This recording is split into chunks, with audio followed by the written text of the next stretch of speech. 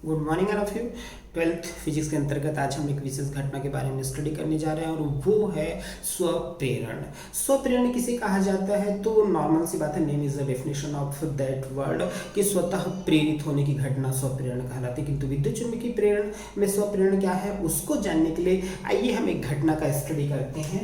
हमने एक कुंडली लिया हुआ है, ये दिखाई दे रहा है, मैं कुंडली बना रहा हूँ। कुंडली के साथ एक विद्युत वाहक बल्ब और कुंजी की जो है हमने अटैच किया हुआ है। साथ में हमने एक बल्ब जो है वो कुंडली से संयुक्त करके बनाया हुआ है।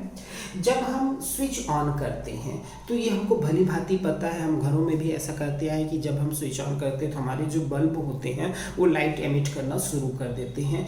तो कुछ ऐसा ही यहाँ पर भी होगा कि जैसे ही हम स्विच ऑन करते हैं ये जो बल्ब है वो ग्लो करना शुरू कर देगा, अर्थात ये बोला जा सकता है कि लाइट एमिट करना शुरू कर देता है या प्रकाश उत्सर्जित करने लगता है।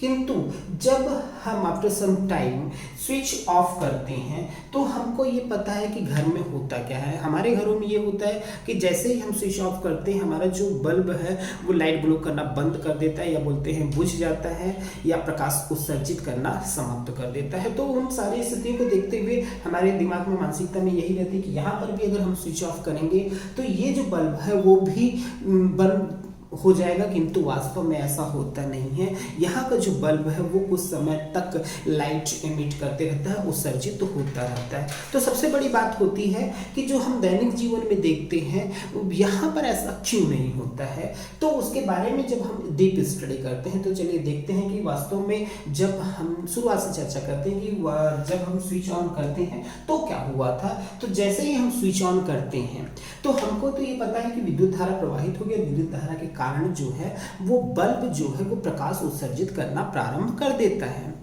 किंतु साथ साथ हमको ये भी पता है कि जब किसी कुंडली में धारा प्रवाहित होती है तो उसके चारों ओर चुंबकीय क्षेत्र उत्पन्न होने लगता है। जैसा कि यहाँ पर हो रहा है कि जैसे ही हम धारा प्रवाहित शुरू किए थे उस समय यहाँ पर इसके कुंडली के दोनों ओर एक समान चुंबकीय क्षेत्र जो है वो उत्पन्न होना शुरू हो गया था। जब हमने स्विच ऑफ किया तो बिल्कुल सही बात है कि स्विच ऑफ करने पर धारा प्रवाह जो है वो बंद हो जाता है, किंतु चुंबकीय क्षेत्र एकाएक समाप्त नहीं होता बल्कि धीरे धीरे चुंबकीय क्षेत्र का मान कम होने लगता है। अब अगर यहाँ से चुंबकीय क्षेत्र का मान कम होने लगेगा तो निश्चित तौर पे ये जो चुंबकीय क्षेत्र है, धारा तो समाप्त हो गई है, तो वो चुंबकीय क्षेत्र जो है वो सीधे कुंडली से बद्ध होता है। फलस्वरूप कुंडली से बद्ध चुंबकीय फ्लक्स में परिवर्तन होता है। और फैराडे के नियमानुसार हमको बहुत अच्छे से पता है कि जब किसी कुंडली या चालक से बद्ध चुंबकीय फ्लक्स में परिवर्तन हो तो फलस्वरूप कुंडली में प्रेरित धारा उत्पन्न हो जाती है।